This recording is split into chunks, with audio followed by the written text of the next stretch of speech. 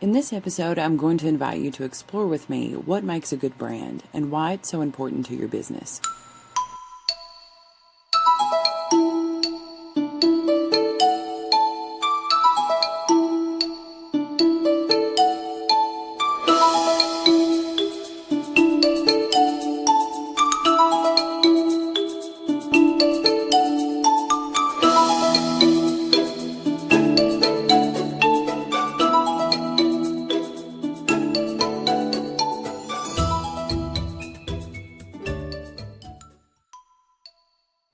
A brand is designed to be a symbol, name, or trademark which serves to set you apart from your competitors by both physically and emotionally establishing a relationship between consumers and your business. It's not just a logo, it's the personality of your business or body of work and how the people feel about it. What's the purpose of a brand? The basic idea of a brand is to appeal to the consumer on two levels. The functional aspect of your brand looks at how it's performing currently, how people are responding to your services, products, or art, and the now of the business. The intentional aspects of your brand focuses on how you want it to perform. What would you like your strength to be? How would you like people to feel when they think of you? The future of your business. A good brand is not only recognizable, it depicts the mission behind our business. It should clearly express what products or services you provide. The brand's purpose should demonstrate what the business or artist sets out to change in the world. This may sound whimsical, but in fact, in today's market, there are literally thousands of people in every brand category you can think of. So standing out by having an exceptional brand character is key to success. Creating a brand begins with an evaluation of your business or art. You want to develop a brand strategy, a long-term plan for how your business will represent itself and how it will engage in the consumers. If your business is already established, you may consider a rebranding, which we will touch on later. But in both instances, the brand strategy serves the same purpose. The number one most important element of any brand with any consumer is authenticity. As you make your strategy guide, consider your audience, your mission, vision, and values. And whatever you do, practice them consistently. More than any flashy logo, more than celebrity spokesperson or finely crafted items, consumers value your honesty and good customer service over absolutely everything else about your business. There are numerous resources online for assisting you in developing your strategy guide. So where do you begin? With step 1. Identify your target market. For example, if you sell car parts, your audience is car owners and repair specialists. Make a list of their anticipated needs and how you can fulfill those needs for your consumer, from the type of inventory to keep, to business hours, to online orders and appointments. Now that you know who you want to service and what they need, step 2 of your strategy is to define your brand's mission. Write out your mission statement. Include what you're doing and how you plan to do it. Be concise and to the point. For example, Crystal Media's mission is to provide big-scale advertising on a small business budget. Once you have your mission statement, embrace it across all branches of your business. The bio on your social media pages, the quote on your letterhead, the signature on your emails. Your mission is the authentic voice of your business and the standard to which you will strive to maintain. Step 3. Research your competition.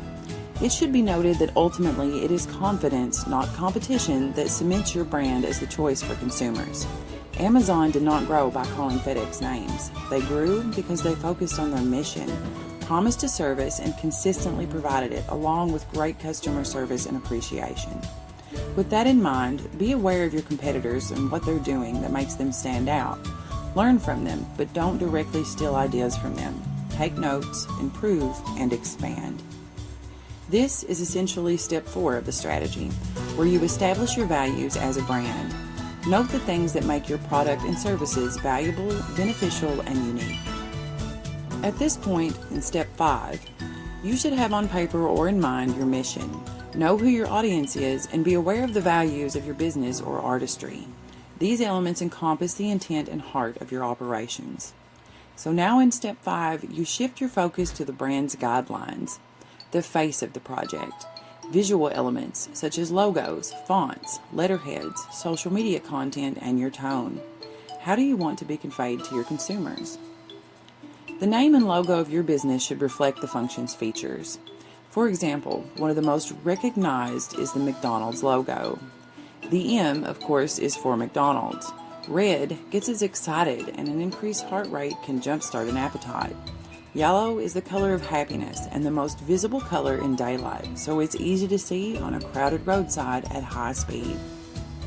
95 of the top 100 businesses in the world use no more than 2 colors in their logo, and nearly all of those are designed to be recognizable at a very small size, for example, on a sticker or a thumbnail. The right color in a logo can increase recognition of your brand by up to 80%. So how do you know which colors to use? What shapes or text or tones? Well, there are a wealth of resources online giving you insight into the depths of the psychology of branding for you to research. Or you could call Crystal Media and schedule a consultation about branding. So, once you have your brand identity, you can put the strategy plan into action. You will begin initiating the brand image. Integrate the brand into absolutely every aspect of your business or artistry promotion. Advertising is the next logical step, and remember to stay true to your brand strategy. Authenticity is the #1 reason consumers follow a brand. If you've been in business for a while and people know your name, it's important to know that a brand identity typically lasts for about 10 years in terms of the interest and recognition of the brand. Most major retailers update their logo, their colors, or their jingle every few years.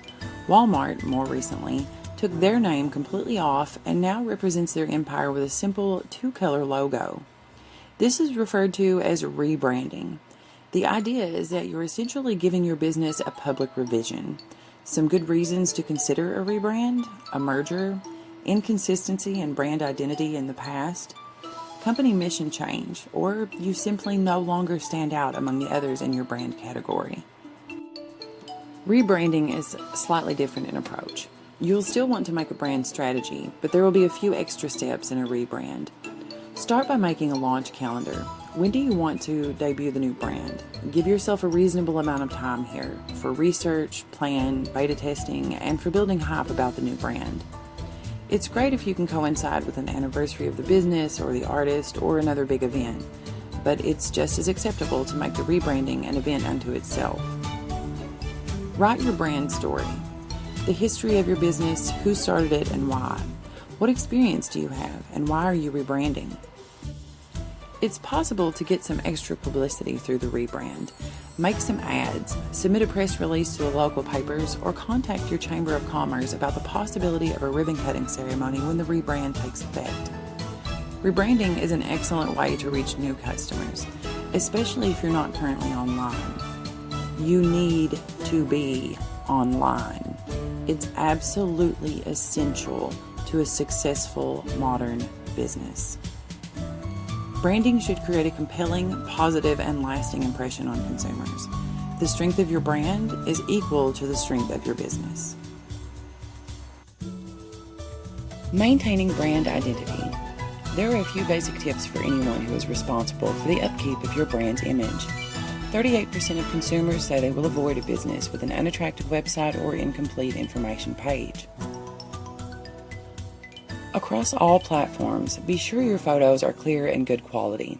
Use good grammar in your messages and your post, and keep a consistent attitude in your tone.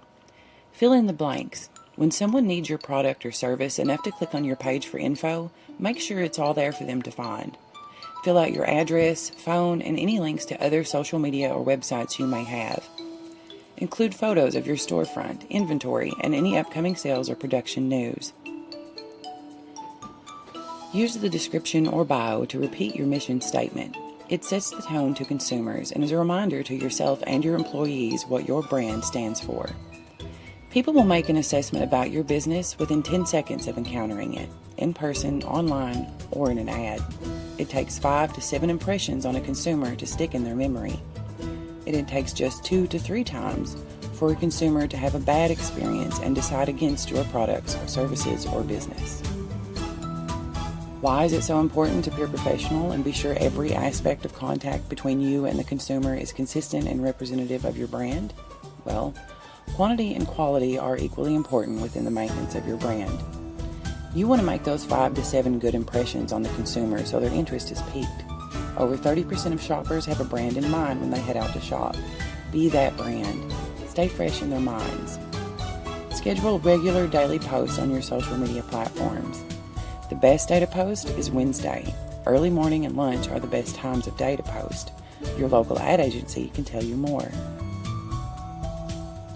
Once your brand starts to produce results, be sure to foster loyalty among your customers and fans by acknowledging them. Offer special gifts with purchases. Use their photos with permission. Hashtag by your brand. For example, hashtag I'm loving it. And include the reviews on your social media. 92% of consumers trust referrals from people they know, and 97% will make a purchase based on reviews. Win-win. That's it for our brief look at branding today on The Work of Art. Thank you for joining us. If you have questions or would like to set up consultation with an ad agent to learn more about branding or rebranding a business or yourself, contact Crystal Media.